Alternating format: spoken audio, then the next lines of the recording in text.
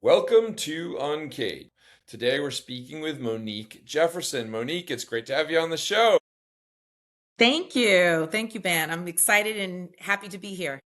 So, Monique is the Chief People Officer at the Community Preservation Corporation. So, no surprise, we're going to be talking a lot about talent and really kind of career growth, really managing talent. I'm looking at some of the issues related to recruiting diverse talent, making sure that it's inclusive and equitable. She is a Chief People Officer at the Community Preservation Corporation, which is the large FI, and just for those that don't know what that acronym is, the Community Development Financial Institution. They are the largest CDFI solely committed to investing in multifamily housing, having invested more than $14 billion to finance the creation and preservation of more than 225,000 units of quality housing in neighborhoods. Wow, that's great. Monique, I'm excited to learn more about that. But before we get there, let's talk a little bit about you. Tell us a little bit about yourself and your career. Yes. So, as you mentioned, I'm currently we call it CPC. Currently at CPC as their Chief People Officer, and I've been there for 3.5 years. I have over 25 years of experience within the human capital space, human capital function across various industries such as investment banking, professional services, did a brief time in media, and now technically at the nonprofit. That's what a CDFI is. But going back to where it originally all started, my background actually, I am an accountant by training. So my undergraduate degree is in accounting. I went to Bentley University. And after doing that for a few years, I realized that I didn't want to be a CPA. So kind of fell backwards into this human capital space. And I was approached and I got the opportunity to go into my first HR role at a competitor at the time. So I started off as an auditor at Ernst and Young, and then I was approached by Coopers and Lybrand, which is now PwC, Mhm. PricewaterhouseCoopers. I was approached by them to make a transition and pivot into human resources, and I've been doing that ever since, and I absolutely love it. And I appreciate the fact that throughout my career, I've been fortunate enough to have both generalist and specialist roles within leadership development, recruiting, um, uh, um, as an HR business partner. So I've been fortunate that I've had a very diverse set of experiences across different industry sectors as well. So, I mean, I get it now, bringing together accounting and then now really moving into the people area. People and talent are always critical for business, and it's never easy. It's probably not easier now as we move into a world with full of kind of questions about machine learning either. But tell me a little bit about the work that you're specifically doing at the CPC. So at the end of the day, the work that I do really boils down to culture and making sure that we are creating a place where our employees or individuals can thrive, develop, and grow. If I had to boil it down to the core of what we do, it's really around culture and making sure that we are creating an environment where people can come and thrive and be successful and really navigate their careers. Culture is so important. I will say that before the pandemic, it was probably, a little bit more of kind of like one of these kind of cutthroat business guys who was just like, we need to do the culture stuff, but it doesn't matter.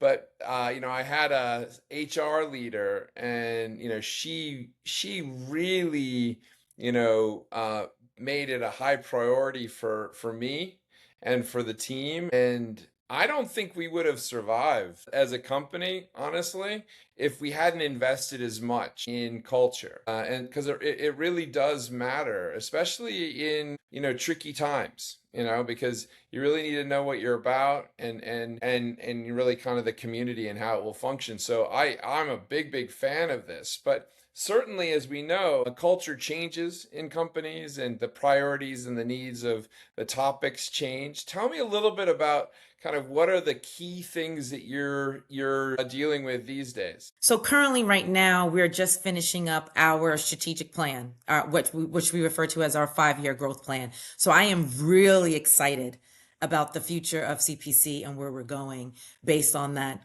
plan. And it's really around innovation. It's really around capitalization. How can we continue to the cost of capital and how Hmm. that impacts our business? And then, as I mentioned, we're the largest commercial mortgage lender within the affordable housing space. And so for us, that's at our core. So we're very mission driven organization. No matter what area you are within the organization, what your role is, what level you're at, whether you're early career or whether you're one of our executives, everyone is driven and committed and connected to the mission of the organization and around the work that we do, the communities that we serve with respect to affordable housing. So that really is our North Star, and that really is what guides us. So while culture does evolve and change, that's something that just doesn't. It just hasn't. And so that really guides the work that we do.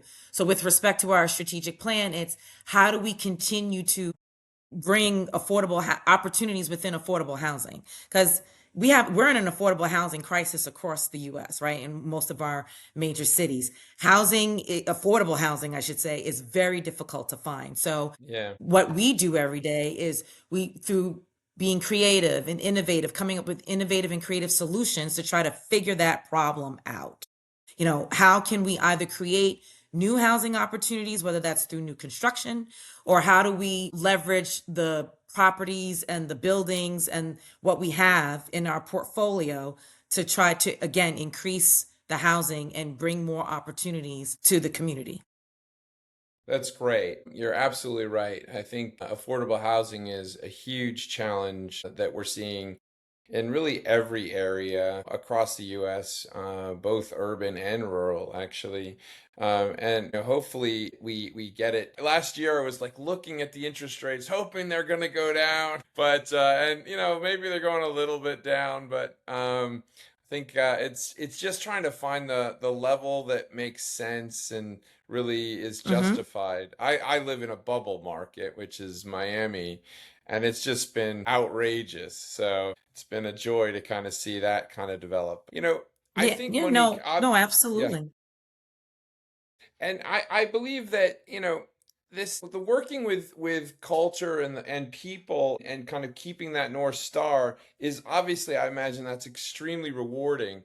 But tell me a little bit about what keeps that passion for what you're doing. How do you keep that passion flowing? Well, I think it goes back to the very beginning. One of the reasons why I pivoted and I switched, right?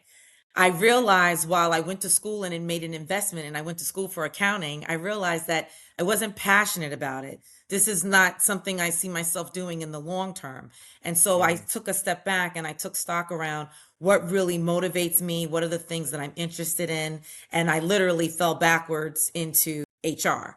And so when I thought about it, I said, I'm involved in campus recruitment. I really like helping individuals figure out their career. How do they navigate their career? I like and enjoy working with leaders to try to help them solve for their solutions. Like if you want to divest in a particular business, you want to acquire a particular business, what are the skills and the competencies and experiences that you need from your talent in order to deliver on that future plan? And so, fast forward to now, I'm really big on aligning what I refer to as the 3 Ps: your purpose, your passion, and your profession. So I think in the role that I have right now with a very mission driven organization, that's what I have. I love what I do within the HR space as I get to help not only leaders solve problems and solutions and think through, okay, this is what we're trying to do from a business standpoint. Do I have the right talent, the right leaders? Very focused on leadership development right now. That's one of the areas that we're looking at, particularly from a succession standpoint as well. Do we have the right leaders with the right experiences that are going to help us deliver on our growth plan for the future, for the next 5 years? And if we don't, then how do we think through that? Do we need to develop from within? Can we develop from within? Do those leaders have the potential to do that? or do we need to go externally and acquire that? The other thing that's impacting, which is also a hot topic, right, popular topic right now, is AI. And where I see this impacting leadership development is that many organizations are implementing AI to gain efficiencies, be more productive, and requiring their employees to leverage, the AI and the technology, which is great to get process improvement. But what I think is going to happen, if it hasn't happened already, is that it's having an impact on our pipeline because AI has been replacing a lot of those entry level, early career type of roles. But those roles tend to be the pipeline to your management level positions. And Mm-hmm. so the individuals that are coming into the market now are struggling because those opportunities and those roles that they would initially come into are far and few between, or they may not be existent. So the question becomes, how do we train and develop that talent so that they can come into the organization at a higher level into roles that require more judgment, more decision making, and more experience or things that the AI can't necessarily do, right?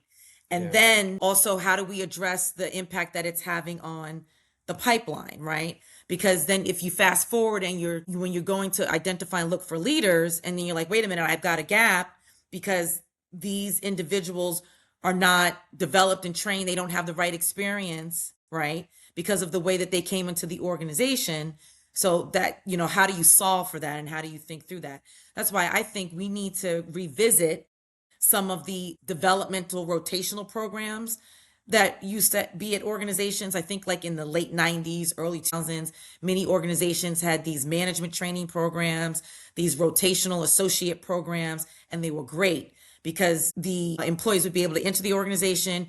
You would get a diverse set of experiences, you would rotate around, and then when you were done with the 18 to 24-month rotation, then you would be well positioned to move into a management level role, right? So I Mm-hmm. think we need to Yeah. rethink, how do we solve for that now that we're implementing AI and the impact that it's having on our pipeline, our leadership pipeline. That's so interesting what you're saying, Monique, because I mean, I'm going to encourage you to write an article about this because I wrote a little bit about AI back in 2020, and one of the things I talked about at the time was how does AI change the structure of an operation and the roles that people play. And I often thought about that, which is that AI really favors people that have experience and have like strong critical reasoning skills. And that's something that a new graduate they might be strong students, but they're really green when it comes to some of those things. And how do you get there? And you're proposing an interesting solution, which is kind of revisiting kind of a model that was the way I came up, certainly, and kind of maybe kind of giving that kind of fractional knowledge to kind of then pull it together might be really good. I like that thought, but it's certainly something that we have to think a lot more about. I've been thinking a lot about AI because there's a lot of noise in the space, and a lot of people talking about it, but quite often I think we're not talking about the role of people in it, and how we work alongside it. It just seems to me Yeah. that we seem to just be obsessed with what machine learning can do, not how machine learning will make people function better, Right. It's a really interesting It's one. Like, really, as you said, there's a yeah, lot no, of it's focus on really efficiencies, right? Yeah. right. Efficiencies, productivity, process improvement. But you raised a very interesting point. That's why I think it's very, very important for HR leaders to ensure to either lead it or to partner with their head of IT or their Mm. technology officer to make sure that whatever your AI implementation plan is, you have to ensure that it's a people first plan. Wow, I love that. I love that.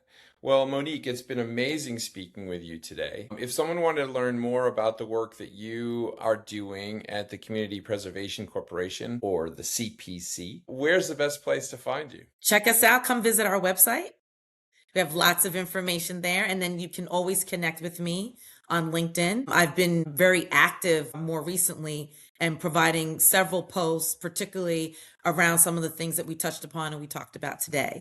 Yeah, I really like that. And Monique, you raised some really great points about how we should think a lot about AI and machine learning there at the end. That point of how a company would roll these technologies out and involve, the people officer in that discussion is great.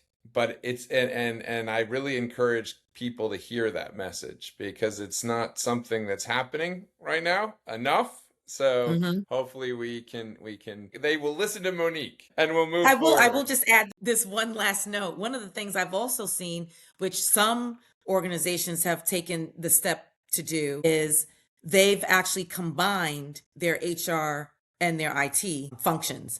And so they will embed one within the other to the point that I was trying to make sure that it's a people first strategy. And so more and more I'm hearing the CHRO or the chief people officer is actually leading the AI implementation roadmap or the AI plan for many organizations. And I think it speaks to that particular reason to ensure that it's a people first plan. Well, I think that would be a great thing. I want to see that, and I want to see more of that. Monique, it's been amazing speaking to you today. And we've been speaking to Monique Jefferson. She is the Chief People Officer at the CPC, the Community Preservation Corporation. The CPC is the largest CDFI solely committed to investing in multifamily housing, having invested more than $14 billion to finance the creation and preservation of more than 225,000 units of quality housing in neighborhoods. And affordable housing is a challenge that we all see, and it's impacting all of us across the United States and really the world. And we're seeing some great movement by the CPC and others to try to resolve that. But also, we're hearing kind of a great story here about how Monique is thinking about applying knowledge to not only shape a culture, but to prepare it for the AI era. So, Monique, thank you so much for being on the show today, and we look forward to having you back. Thank you. Cheers.